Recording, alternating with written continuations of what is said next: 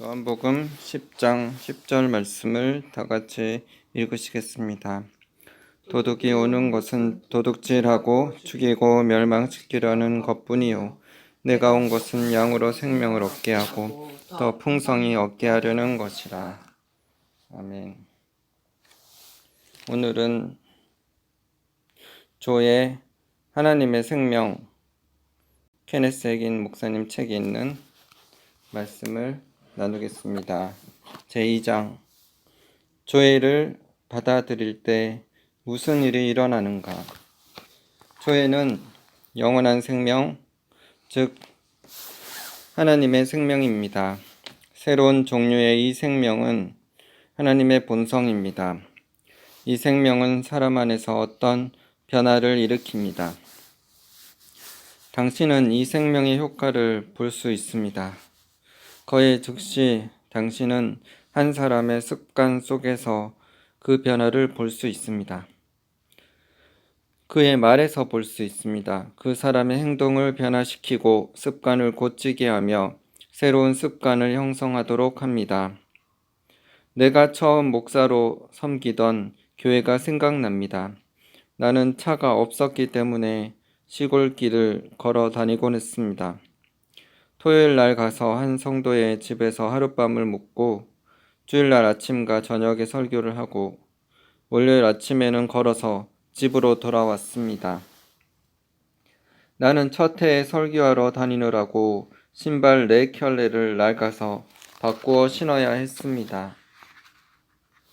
가끔 가다가 차를 얻어 탈 경우가 있었지만 나는 어느 정도 구간은 늘 걸어서 다니곤 했습니다. 나는 특별히 한 가정에서 늘 머물렀었는데 나는 이 사람이 그리스도인이라고 생각했습니다. 한 번도 그에게 직접 물어본 적이 없었지만 나는 그가 그리스도인일 것이라고 생각했었습니다. 그는 교회 예배에 빠지는 적이 없었습니다. 그는 예배 때마다 식구들과 함께 참석했었습니다. 그는 착한 사람이었습니다. 그는 식탁에서 가족과 함께 기도했습니다. 집에서 심지어 성경도 읽고 기도도 했고 아무 나쁜 습관도 그는 없었습니다. 그의 10대 두 아들이 이렇게 말했습니다. 우리는 아빠, 엄마가 싸우시는 것을 본 적이 없습니다. 나도 그가 구원받았다고 생각했었습니다. 뿐만 아니라 우리는 우리 아빠가 더러운 말이나 남을 저주하는 말을 하는 것도 들어본 적이 없어요 라고 했습니다. 심지어 그는 속어도 한마디 쓰지 않았습니다. 나는 그의 삶과 행동을 보았으며 우리는 대부분의 경우 행동을 보고 판단을 합니다. 나는 그가 구원받은 사람임에 틀림이 없다고 생각했지만 한 번도 시간을 내어 그에게 물어보지 않았습니다. 어느 주일 날 밤 우리는 야외 부흥 집회를 열고 있었는데 그 복음 전도자가 영접할 사람들을 강단 앞으로 초청했을 때 바로 이 사람이 앞으로 나왔습니다. 나는 내 눈을 의심했습니다. 나는 그 교회에서 그가 가장 훌륭한 사람이라고 생각했었습니다. 다음 날 그 동네가 소란스러웠습니다. 사람들은 이렇게 말했습니다. 어젯밤에 강단 앞으로 나갔던 그 친구는 여기서는 가장 훌륭한 사람이었습니다. 그는 어떤 사람들보다도 더 좋은 삶을 살았습니다. 우리는 그 사람이 구원받은 줄로 알았습니다. 그러나 그는 나에게 이렇게 말했습니다. 우리 어머니는 옛날 초창기 성결운동 출신이었으며 어머니는 나를 그렇게 길렀습니다. 나는 늘 어머니의 가르침을 지켰지만 나는 구원받은 적이 없었습니다. 나는 거듭난 적이 없었습니다. 그는 행동은 그렇게 했지만 그 안에서는 어떤 것도 없었습니다. 그 동네에 살던 사람들은 그에게 어떤 변화가 있게 될지 의문을 가졌습니다. 그들은 그에게서 변화를 보았다고 결론을 내렸습니다. 그들은 이렇게 말했습니다. 무엇보다도 그는 이전과 달라 보였습니다. 이전에 없던 빛이 그의 눈에서 빛났습니다. 성경이 이 생명은 사람들의 빛이라고 말하고 있는 것을 주목하십시오. 두 번째로 사람들은 그의 말이 다른 것을 들을 수 있었습니다. 그는 이전보다 더 친절해졌습니다. 심지어 죄인들도 그 차이를 볼 수 있었습니다. 그는 이미 선한 사람이었지만 그의 영에는 새로운 요소가 들어왔던 것입니다. 이 영원한 생명을 가진 사람은 두 번 태어난 사람들이라고 불렀습니다. 그들은 새로운 피조물인 사람들입니다. 하나님의 생명은 그의 삶과 습관과 질에 영향을 끼치게 될 것입니다. 어떤 범죄자도 이 생명을 가지고 있지 않습니다. 왜냐하면 그들이 이 생명을 가졌다면 이 생명이 그들을 변화시킬 것이기 때문입니다. 우리가 편지를 보내는 사람들의 주소록에는 감옥에 있는 사람들이 수백 명이 넘습니다만 그들은 더 이상 범죄자가 아닙니다. 오하이오에 사는 한 젊은이가 내게 이렇게 편지를 썼습니다. 나는 아직도 감옥에 있지만 나는 주님의 자유인이라는 것을 목사님께서 알기를 바랍니다. 나는 내 속에서는 자유로운 사람입니다. 나는 곧 여기서 나가게 될 것입니다. 여기를 나가게 되면 나는 설교를 하려고 합니다. 나는 그 사람을 순복음 실업인에서 만났는데 그는 설교할 준비를 하고 있었습니다. 텍사스 주 헌츠빌에 있는 감옥에서 복역하고 우리 학교를 졸업한 사람을 나는 알고 있습니다. 그는 내게 편지를 써서 말하기를 그는 감옥에서 구원받았다고 했습니다. 한 감리교 목사가 감옥에 들어가서 말씀을 가르치고 내가 쓴 책들을 주었다고 합니다. 이 젊은이는 이렇게 말했습니다. 나는 목사님이 믿음의 간에서 쓰신 파란 색깔의 큰 책을 가지게 되었는데 그때부터 나는 새로운 피조물이 되었습니다. 나는 믿음의 고백을 해왔습니다. 나는 감옥의 간수들과 동료들에게 내가 곧 나가게 될 것이라는 것을 말했습니다. 그때는 가석방 기간이었습니다. 그들은 자네는 경찰을 죽였기 때문에 처음 가석방 신청에 허락받을 수는 없네라고 했습니다. 약물을 먹고 그는 한 경찰을 총으로 쏘아서 죽게 했습니다. 나는 그들에게 경찰을 살해한 그 친구는 죽었습니다. 나는 새로운 사람입니다. 나는 아무도 죽인 적이 없고 아무도 죽이고 싶지 않고 앞으로도 아무도 죽이지 않을 것입니다. 그는 가석방으로 나왔습니다. 하나님께 영광을 돌립니다. 그는 이곳 성경훈련소에 왔었으며 졸업을 한 후 현재 사역을 하고 있습니다. 우리가 그를 초청하여 설교를 시켰는데 하나님의 기름 부음이 그에게 있다는 것을 사람들은 말할 수 있었습니다. 이것이 바로 하나님의 생명이 당신을 위해서도 할 수 있는 일입니다. 그는 더 이상 범죄자가 아니었습니다. 나는 텍사스 보먼트에 사는 한 사랑스러운 자매를 알고 있습니다. 그녀는 안수받은 하나님의 성의 목사였는데 항상 세상에서 소외되고 천대받는 사람들에게 관심이 있었습니다. 아직 30대의 젊은 여성이었을 때 그녀는 지금은 주님께로 갔습니다. 그녀는 홍등가가 밀집한 지역으로 찾아가서 거기 있는 여자들을 예수님께로 인도하곤 했습니다. 그녀는 그들이 구원받도록 하였습니다. 그녀는 그들을 집으로 데려와 옷을 잘 입혀서 직장을 구해 주었습니다. 그녀는 나와 내 아내에게 그 중에 한 사람인 아주 사랑스러운 여자에 관해서 말했습니다. 그녀는 대학에서 2년을 다닌 후 잘못된 길로 빠져서 그곳에 와 있었습니다. 이 목사님은 이 여자가 구원받도록 한 후 성령 충만 받게 한 다음 직장을 구해주고 한 교회에 나가도록 했습니다. 그녀는 용모가 아주 아름다운 사람이었습니다. 그 교회에 나오는 그 도시에 사는 한 사업가가 그녀에게 반해서 그녀와 결혼하기를 원했습니다. 그러나 그녀는 자신의 과거를 부끄러워했으므로 그녀는 보먼트를 떠나 텍사스주의 다른 도시로 이사를 갔습니다. 그녀는 이렇게 말하고 떠났습니다. 내가 어디로 갔다고 그 사람에게 말하지 마세요. 나는 나의 과거를 그에게 알리고 싶지 않습니다. 그 사업가는 이 여자 목사님을 찾아와서 문을 두드리며 울면서 이렇게 말했습니다. 그녀는 어디로 갔습니까? 나는 그녀를 사랑합니다. 들어오세요. 말씀드릴 것이 있는데 그녀는 자신의 과거를 부끄러워하고 있습니다. 내가 그녀를 홍등가에서 끌어내었습니다. 그녀는 창녀였습니다. 그는 이렇게 말했습니다. 그게 무슨 문제입니까? 그녀는 하나님의 아름다운 자녀이며 또한 아름다운 여성입니다. 나는 그녀를 사랑하고 있습니다. 그녀가 어디에 있는지 내게 알려주십시오. 나는 그녀를 데리러 갈 것입니다. 여기 있는 내 사업체를 판 후에 우리는 다른 곳에 가서 살 것입니다. 이렇게 해서 그는 그녀를 만났고 그녀와 결혼하였습니다. 그들은 사업체를 팔고 다른 도시로 이사했습니다. 그녀는 이렇게 말했습니다. 크리스마스 때마다 나는 그들 부부로부터 카드를 한 장씩 받고 있지요. 25년이란 세월이 오고 갔군요.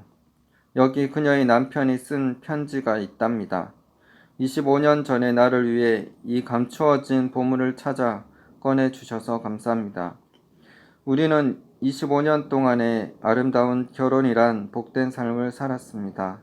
목사님께 매우 감사합니다. 나는 나를 위해 그녀를 구출해 준 것에 대해 감사드립니다. 나는 그녀를 사랑합니다. 25년이 지난 지금 나는 옛날보다 더 그녀를 사랑하고 있다고 믿습니다. 우리 가정은 너무나 아름답습니다. 우리 자녀들도 너무나 아름답습니다. 우리는 교회를 잘 다니고 있으며 우리는 주님을 사랑하고 있습니다. 그녀는 이렇게 말했습니다. 나는 내게 감사하는 이런 편지를 여러 남자들에게서 받았습니다. 하나님을 찬양합니다. 하나님의 생명은 당신을 변화시킵니다.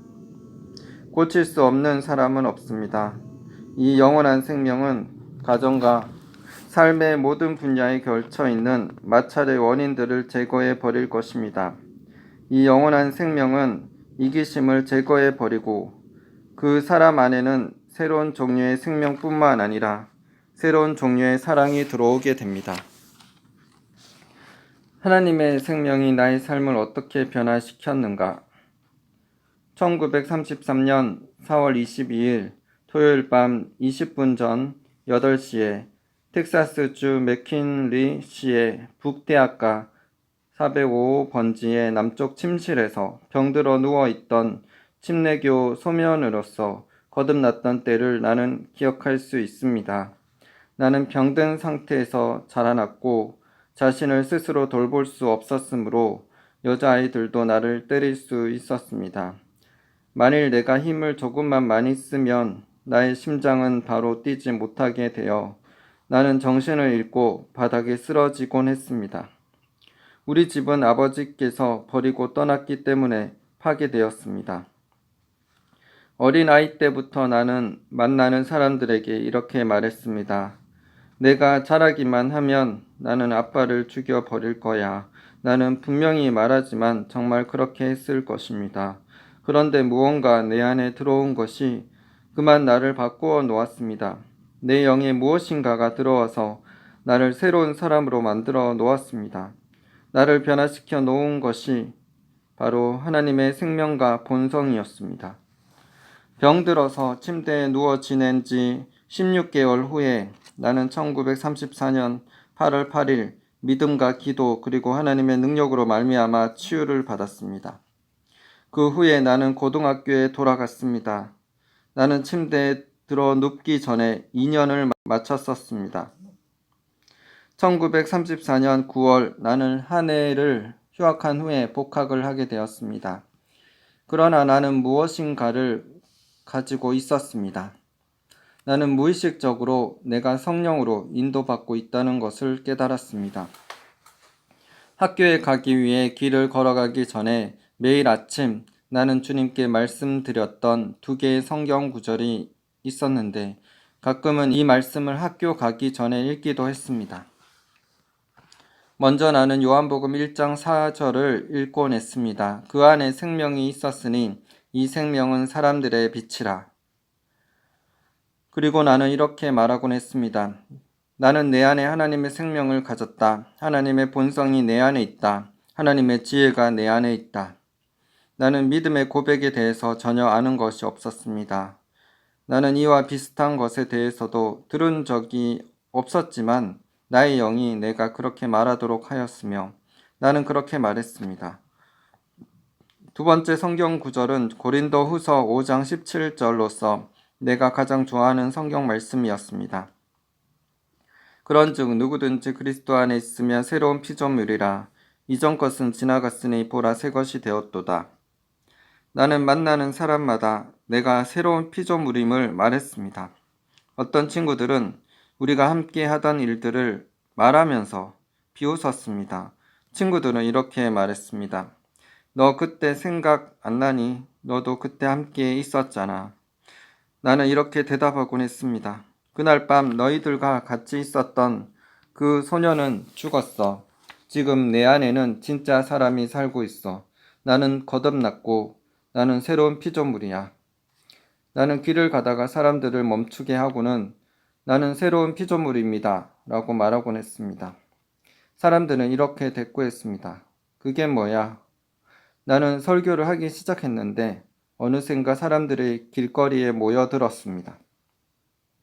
다니엘서에서 나는 이 말씀을 인용하거나 주님께 읽으면서 나는 나의 고백을 만들었습니다.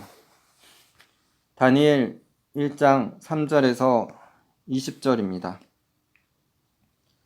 왕이 현관장 아스부나스에게 말하여 이스라엘 자손 중에서 왕족과 귀족 몇 사람 곧 흠이 없고 용모가 아름다우며 모든 지혜를 통찰하며 지식에 통달하며 학문에 익숙하여 왕궁에 설 만한 소년을 데려오게 하였고 그들에게 갈대아 사람의 학문과 언어를 가르치게 하였고 또 왕이 지정하여 그들에게 왕의 음식과 그가 마시는 포도주에서 날마다 쓸 것을 주어 3년을 기르게 하였으니 그 후에 그들은 왕 앞에 서게 될 것이라. 그들 가운데는 유다 자손 곧 다니엘과 하냐냐와 미사엘과 아사랴가 있었더니 환관장이 그들의 이름을 고쳐 다니엘은 벨드사살이라 하고 하냐나는 사드락이라 하고 미사엘은 메삭이라 하고 아사랴는 아벳느고라 하였더라. 다니엘은 뜻을 정하여 왕의 음식과 그가 마시는 포도주로 자기를 더럽히지 아니하리라 하고 자기를 더럽히지 아니하도록 환관장에게 구하니 하나님이 다니엘로 하여금 환관장에게 은혜와 긍휼을 얻게 하신지라. 환관장이 다니엘에게 이르되 내가 내 주 왕을 두려워하노라. 그가 너희 먹을 것과 너희 마실 것을 지정하셨거늘 너희의 얼굴이 초췌하여 같은 또래의 소년들만 못한 것을 그가 보게 할 것이 무엇이냐? 그렇게 되면 너희 때문에 내 머리가 왕 앞에서 위태롭게 되리라 하니라. 환관장이 다니엘과 하냐냐와 미사엘과 아사랴를 감독하게 한 자에게 다니엘이 말하되 청하오니 당신의 종들을 열흘 동안 시험하여 채식을 주어 먹게 하고 물을 주어 마시게 한 후에 당신 앞에서 우리의 얼굴과 왕의 음식을 먹는 소년들의 얼굴을 비교하여 보아서 당신이 보는 대로 종들에게 행하소서 하며 그가 그들의 말을 따라 열흘 동안 시험하더니 열흘 후에 그들의 얼굴이 더욱 아름답고 살이 더욱 윤택하여 왕의 음식을 먹는 다른 소년들보다 더 좋아 보인지라. 그리하여 감독하는 자가 그들에게 지정된 음식과 마실 포도주를 제하고 채식을 주니라. 하나님이 이 네 소년에게 학문을 주시고 모든 서적을 깨닫게 하시고 지혜를 주셨으니 다니엘은 또 모든 환상과 꿈을 깨달아 알더라. 왕이 말한 대로 그들을 불러들일 기한이 찼으므로 환관장이 그들을 느부갓네살 앞으로 데리고 가니 왕이 그들과 말하여 보매 무리 중에 다니엘과 하냐냐와 미사엘과 아사랴 같은 자가 없으므로 그들을 왕 앞에 서게 하고 왕이 그들에게 모든 일을 묻는 중에 그 지혜와 총명이 온 나라 박수와 술객보다 10배나 나은 줄을 아니라. 누가 그렇게 하였을까요? 하나님께서 그렇게 하셨습니다. 하나님께서 그의 자녀들에게 지혜를 주셨습니다. 나는 하나님께서 그 당시 그들에게 하셨던 것을 기억나게 하였습니다. 그 하나님께서 지금 내 안에 계십니다.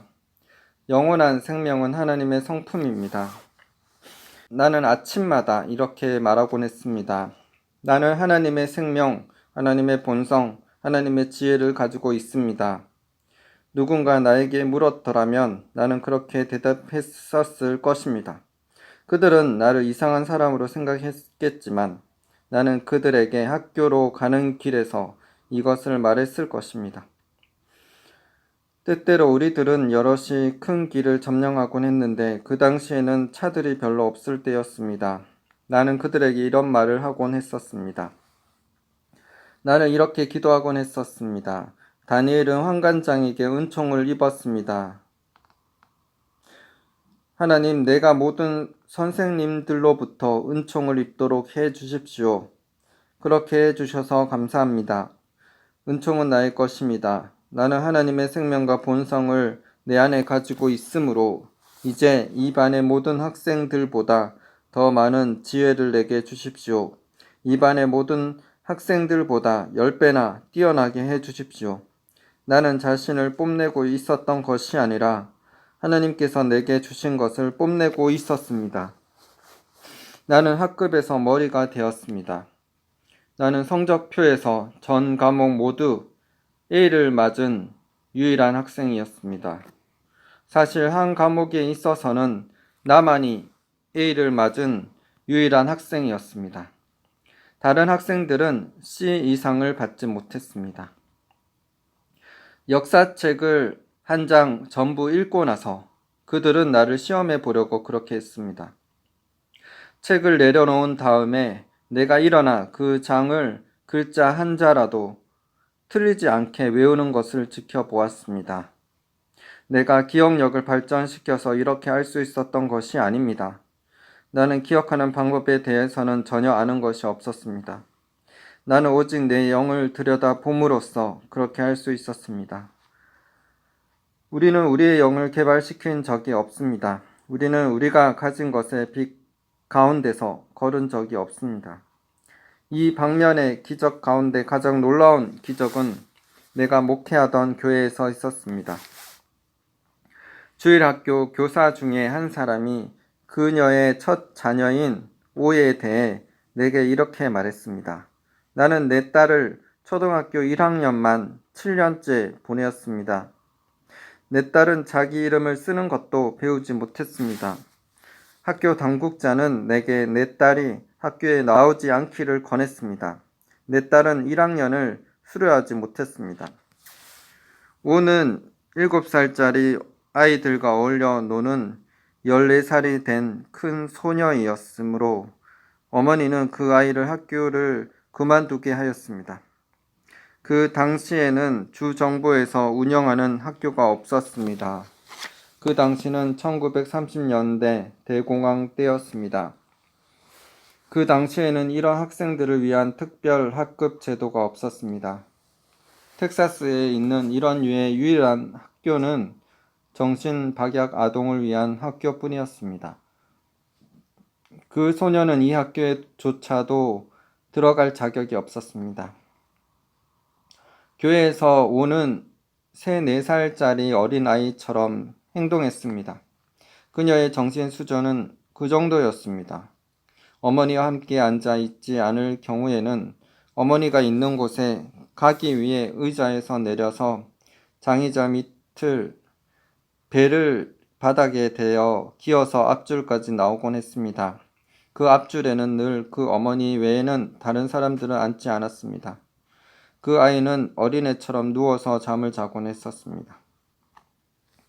부흥의 기간 동안 어느 날 밤 오는 강단에 올라가서는 아무도 올라가라고 하지 않았습니다. 다른 사람들과 함께 무릎을 꿇었습니다. 거기서 그 아이는 영원한 생명과 하나님의 본성을 받았습니다. 순간적으로 그녀에게는 극적인 변화가 일어났습니다. 전에는 목욕도 하지 않았었습니다.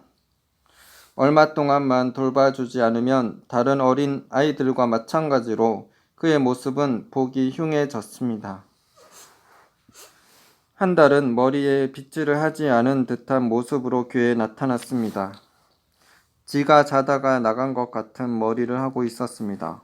무슨 옷을 입든지 그녀에게 그냥 걸려 있는 것 같았습니다. 그러나 하룻밤 사이에 바로 그 다음날 오는 18세 된 젊은 숙녀가 행동하듯이 교회에 들어와 앉아 있었습니다. 그녀의 머리는 잘 정돈되어 있었으며 옷은 잘 차려 있었고 그녀는 멋있었습니다. 당신도 보고 있었다면 눈을 의심했을 것입니다. 하나님의 생명이 그녀를 변화시켜 놓았습니다. 하룻밤 사이에 그녀의 정신 능력도 90%가 향상되었습니다. 이 이야기는 2차 대전 동안의 이야기입니다. 우는 친척을 방문하려고 어디를 갔었는데 그녀가 그곳에 있는 동안 얼마나 행실을 바르게 하고 멋있어 보였는지 이웃 농장에 사는 한 청년이 그녀에게 데이트를 신청했습니다. 그녀는 그때까지 한 번도 데이트를 한 적이 없었습니다. 그러나 그 청년은 그녀와 데이트를 시작했고 그녀를 좋아하기 시작했습니다. 그 청년이 군대에 입영 통지를 받았기 때문에 그는 그녀에게 청혼하였고 그녀는 받아들였습니다. 그는 그녀가 그에게 편지 한 장 쓸 수 없다는 것도 모르고 결국 유럽의 전선으로 떠났습니다. 오는 그의 어머니와 함께 살았습니다. 그녀의 남편은 아내가 글을 쓸 줄 모른다는 것을 알고 어머니에게 이렇게 편지를 썼습니다. 어머니, 내 아내에게 편지를 쓰는 것을 가르쳐 주십시오. 아내에게 나는 당신을 사랑합니다 라고 쓰는 법을 가르쳐 주십시오. 어머니께서 내 아내가 뭐라고 써달라고 해서 쓰신 몇 장의 편지보다 그녀가 나는 당신을 사랑합니다 라고 쓰고 그녀가 사인을 해서 보낸 한 장의 편지를 받아보기 원합니다. 그래서 그녀의 시어머니는 오에게 글을 쓰는 법을 가르쳤습니다. 그 후에 그녀는 자기 어머니께로 돌아와서 함께 살았습니다. 어느 날 밤 그녀의 어머니께서 내게 한 말을 나는 기억하고 있습니다. 혜긴 형제님, 오가 자기 남편에게 쓴 8페이지짜리 편지를 보여주고 싶습니다. 나는 그 편지를 읽었습니다. 그녀는 그녀가 남편을 얼마나 사랑하는지 말하고 다른 일에 대한 언급을 하였습니다. 사실대로 말하면 그 편지는 내가 읽었던 몇몇 대학 졸업생들이 쓴 편지보다 더 나았습니다. 나는 단 2곳의 단어가 틀린 것을 발견했을 뿐이었습니다. 그 편지는 잘 쓴 편지였습니다. 오는 그에게 말했습니다. 나는 우리의 돈을 저축하고 있습니다. 그녀는 군인 가족 수당을 받고 있었습니다. 나는 11조를 드리고 있습니다. 그녀는 11조를 드렸습니다. 그녀는 언제나 11조를 드렸으며 다른 목적으로 헌금을 거두려고 하면 그녀는 언제나 혜긴 형제님 제가 내겠습니다 라고 말했습니다. 그녀는 언제나 제일 먼저 헌금을 했습니다. 당신도 하나님의 본성을 당신 안에 가지게 되면 그 본성이 당신을 변화시킬 것입니다. 오는 남편에게 이렇게 말했습니다. 나는 돈을 저축 통장에 넣고 있기 때문에 이자를 받을 수 있고 당신이 제대를 하면 우리도 농장을 하나 살 수 있을 만큼 저축을 할 수 있을 것입니다. 그는 시골 청년으로서 그 자신도 5학년 정도의 교육을 받은 것이 전부였으며 그녀는 그가 자신의 농장을 갖기를 바랄 것이라고 생각했습니다. 이런 지혜를 오가 어디서 얻었겠습니까? 그녀 안에 있는 하나님의 생명으로부터입니다. 그녀의 여동생은 해군에 있는 한 청년과 결혼하였습니다. 그녀는 그녀의 학교에서 가장 IQ가 높았고 구원도 받았지만 그녀가 가진 빛 가운데서 걷지 못했습니다. 그 빛은 사람들의 생명입니다. 그러나 당신이 그 빛으로부터 유익을 얻기 위해서는 그 생명의 빛 가운데서 걸어야 합니다. 그녀는 자신의 돈을 탕진하였습니다. 그녀의 남편이 휴가를 받아 집에 오게 되었을 때 그녀는 언니에게 이렇게 말했습니다. 절대로 내 남편에게 언니는 얼마나 돈을 가지고 있는지 말하지 말아요. 그녀는 단 10센트도 저축하지 않았기 때문이었습니다. 전쟁이 끝나기 전에 우리는 그 교회를 떠나 순회 전도자로서 사역하게 되었습니다. 그 큰 자매의 남편은 제대한 후에 농장 대신 건축업을 하게 되었다는 소식을 들었습니다. 그의 아내가 저축한 돈으로 덤프트럭 하나를 샀습니다. 그들의 사업은 번창하였습니다. 그 후에 나는 그가 트럭 사고로 죽었다는 소식을 들었습니다. 세월이 지난 후에 나는 그 교회에 들르게 되었을 때 그 교회 비서와 이야기를 하게 되었습니다. 그 자매는 어떻게 되었습니까? 내가 물었습니다. 그녀는 내 팔을 잡고 교회 현관으로 나를 데리고 나갔습니다. 그녀는 이렇게 말했습니다. 그 자매의 남편이 트럭 사고로 죽었다는 것을 아시지요? 네, 알고 있지요. 내가 대답했습니다. 그녀가 말했습니다. 사업을 했기 때문에 그는 보험을 많이 들었답니다. 오는 보험금을 수십만 달러를 받았답니다. 그녀는 손을 들어 가리키며 이렇게 말했습니다. 저 건물을 증축한 것이 보이지요? 나는 새 집을 몇 채 볼 수 있었습니다. 그 비서는 이렇게 말했습니다. 오는 이 도시에 저 증축 건물을 짓고 있습니다. 그녀가 자신의 돈을 다 관리하고 있고 그녀는 건축 시공자며 자신의 돈을 관리하는 사람이랍니다. 그리고 이렇게 말했습니다. 매주일 아침에 오는 11조를 드립니다. 그녀는 모든 헌금을 교회에 드립니다. 교회는 늘 맨 앞좌석에 세 자녀와 함께 앉는답니다. 그 애들은 교회에서 가장 옷을 잘 차려입고 깨끗하고 단정한 아이들이랍니다. 그 애들은 교회에서 가장 품행이 좋은 아이들이지요. 이것은 제가 본 가장 큰 기적들 중에 하나입니다. 영원한 생명을 받아서 그 빛 가운데 걷는 것이 모든 것을 이렇게 바꾸어 놓았습니다. 이것을 보고서 나는 어린 소년 설교자로서 그 당시에 어떤 것을 눈치채기 시작했습니다. 나는 영원한 생명에 대한 진리를 알았습니다. 나는 사람들의 자녀들이 어떻게 될지 장래를 예측하기 시작했습니다. 나는 100% 정확하게 맞추었습니다. 사람들은 영원한 생명을 가질 수 있지만 그 빛 가운데 행하지 않는다면 그들의 자녀들은 바르게 되지 않을 것입니다. 나의 자녀들은 내가 예측한 대로 정확하게 그런 자녀들이 되었습니다. 뿐만 아니라 이 생명을 가지고 있는 우리 교회 성도들에게 태어난 자녀들도 한 사람도 빠짐없이 내가 예측한 대로 되었습니다. 하나님께 감사하게도 10대 때 나는 매일 주님께 다니엘을 기억하도록 하는 법을 배웠습니다. 하나님은 다니엘과 다른 세 자녀들에게 지식과 기술을 주셨습니다. 왜냐하면 하나님은 모든 것을 다 아시는 분이기 때문입니다. 나는 거의 매일 아침 일찍 요한복음의 첫 장도 읽었습니다. 그 안에 생명이 있었으니 이 생명은 사람들의 빛이라. 요한복음 1장 4절. 그 당시 나는 그리스도 성구 사전이 없었지만 나는 그 안에 그 생명은 내 안에 있다라고 말하곤 했습니다. 이렇게 하나님의 영이 나를 바르게 인도하셨습니다. 성령의 인도받는 것에 대해 말해 보십시오. 나는 매일 학교에 가는 길에 이 고백을 하곤 했습니다. 나는 이렇게 말했습니다. 하나님의 생명이 내 안에 있다. 하나님의 생명이 내 안에 있다. 이 생명은 빛이다. 나는 빛은 발전을 나타낸다는 것을 알았습니다. 그것은 다름 아닌 나 자신의 발전이었습니다. 나의 영의 발전이었습니다. 나의 정신의 발전이었습니다. 나는 이렇게 말하곤 했습니다. 내 안에는 하나님이 계신다. 내 안에는 하나님의 지혜가 있다. 내 안에는 하나님의 생명이 있다. 내 안에는 하나님의 능력이 있다. 우리가 가진 것이 무엇인지 모르고 또한 그것을 고백하지 않고서 시간을 놓쳐버리지 않는다면 우리 안에는 결코 실패란 것이 있을 수 없습니다. 이렇게 고백하기 시작하십시오. 이 생명은 내 것이다. 주님을 찬양합니다. 이 생명은 내 안에 있으며 역사하고 있다. 하나님께 감사하십시오. 이 생명은 역사하고 있습니다.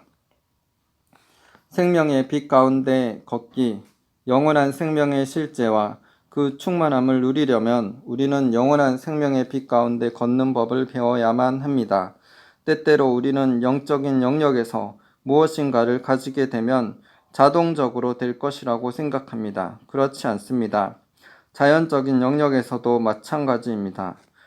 자연적인 영역에서도 당신이 어떤 것을 가지고 있다는 것을 모르면 그것이 당신에게 아무 유익이 없을 것입니다. 물론 그것은 당신의 소유입니다만 당신이 가지고 있다는 것을 모르면 당신에게 아무 유익이 없는 것입니다. 예를 들면 1947년 나는 아내에게 크리스마스 선물을 사주려고 돈을 얼마 저축하고 있었습니다. 나는 20불짜리 지폐로 시작했습니다. 내 지갑 속에는 나만 아는 비밀 주머니가 있어서 나는 그 돈을 거기에 넣어 두었습니다. 그리고 나는 그 사실을 잊어버렸습니다. 내가 담임 목사로 섬기던 교회는 텍사스의 유전지대에 있었습니다. 나는 무슨 일로 들에 나갔다가 휘발유가 모자라게 되었습니다. 나는 휘발유를 살 신용카드 한 장도 가지고 있지 않았습니다. 그래서 나는 한 집사님에게 전화를 해서 휘발유를 좀 가지고 와서 나를 데려가 달라고 했습니다. 그 집사님이 와서 나를 데려갔습니다. 시간이 좀 지난 후에 나는 내 지갑을 열어보다가 20불을 발견했습니다. 나는 내 비밀 지갑 주머니를 들여다보게 되었고 그 돈이 있는 것을 알았습니다. 잠깐 동안 나는 놀랐습니다. 나는 이렇게 생각했습니다. 이 돈이 도대체 어디서 났을까? 아마도 하나님께서 내 지갑 속에 돈을 넣어 주셨는지도 몰라. 그때 내가 이전에 돈을 넣어두었던 것이 생각났습니다. 당신은 내가 돈이 없었다고 말할 수 없을 것입니다. 그 당시에는 4, 5불이면 충분히 가득 탱크를 채울 수 있었습니다. 그러므로 나는 자동차에 4번이나 5번 정도 휘발유를 사서 채울 수도 있었습니다. 나는 돈을 가지고 있었지만 그 사실을 모르고 있었기 때문에 내가 가지고 있던 돈은 내게 아무 유익이 되지 못했습니다. 자연적인 것이나 영적인 것이나 모두 마찬가지입니다. 영적인 것에 대해서 사람들은 당신이 가지고 있으면 가진 것입니다 라고 생각합니다. 그렇지 않습니다. 그래서 하나님께서는 우리에게 하나님의 말씀을 주셔서 우리가 시간을 들여 우리가 가진 것이 무엇인지 찾아내고 그 빛 가운데 걸어가도록 하셨습니다. 당신은 영원한 생명을 가지고 있으면서도 영원한 생명이 정말 무엇인지 모를 수도 있습니다. 당신은 자신이 구원받은 것을 알 수 있고 나는 그리스도인입니다. 하나님께 감사드립니다. 나는 구원받았습니다. 라고 말할 수도 있습니다. 당신이 죽으면 당신은 천국에 갈 것입니다. 그러나 당신은 영원한 생명이 무엇인지 이 영원한 생명이 당신을 위해 어떤 일을 하도록 되어 있는지 모르기 때문에 이 생에서 영원한 생명의 실제를 즐기지 못하게 될 것입니다. 찰스 피니가 한 도시에 들어가면 어떤 때는 온 도시가 회심하였습니다. 많은 사람들은 그를 통한 회심은 너무 빨라 너무 순간적으로 일어난 일이기 때문에 오래 가지 않을 것이라고 말했습니다. 그러나 찰스 피니의 집회를 통해 회심한 사람들의 대부분은 사도 바울의 시대 이후로 어떤 그룹보다도 더 구원받은 상태를 유지했습니다. 피니를 통해 구원받은 사람들 중에 70%에서 80%는 구원받은 상태를 유지했다는 것이 역사적인 사실입니다. 오순절 대부흥을 포함해서 어떤 다른 부흥도 피니의 부흥 같지 않았습니다. 피니는 순간적인 회심을 가르쳤었는데 이것이 바로 하나님의 말씀이 가르치고 있는 것이기 때문입니다. 요한복음 5장 26절 아버지께서 자기 속에 생명이 있음같이 아들에게도 생명을 주어 그 속에 있게 하셨고 생명에 대한 그리스어는 조회라는 것을 기억하십시오. 아버지께서 자기 속에 조회가 있음같이 아들에게도 조회를 주어 그 속에 있게 하셨고 그러므로 영원한 생명은 하나님의 본성입니다. 이것은 하나님의 존재이며 혹은 본질을 구성하고 있는 실체입니다. 기도하겠습니다. 하나님 아버지 감사합니다. 주님 우리 안에 예수 그리스도가 계시고 예수 그리스도를 영접한 모든 사람들에게 생명의 본성, 아버지의 본성, 조회가 있습니다. 이 조회 하나님의 본성, 이 실체가 우리가 주님의 주신 그 말씀대로 선포할 때 일어날 줄 믿습니다. 우리의 지혜와 지식이 증가되고 하나님부터 지혜와 총명을 다니엘처럼 그 새 친구처럼 받게 하여 주시옵소서. 그래서 세상에 영향력을 끼치고 영혼들이 주께 돌아오게 되는 일에 우리가 쓰임 받게 되기를 소망합니다. 하나님의 지혜가 충만히 채워 주시옵소서. 지혜 총명을 부어 주셔서 하나님 나라 확장케 하여 주시옵소서. 주님을 찬양합니다. 주님 홀로 영광 받아 주시옵소서. 이 땅의 영광의 부흥을 사모합니다. 물이 바다 덮음같이 여호와의 영광을 인정하는 것이 세상에 가득하게 되는 영광의 부흥을 사모합니다. 영혼들이 주님께로 돌아오는 일이 있게 하여 주시옵소서. 주님을 찬양드리며 감사드리며 예수님 이름으로 기도드립니다. 아멘.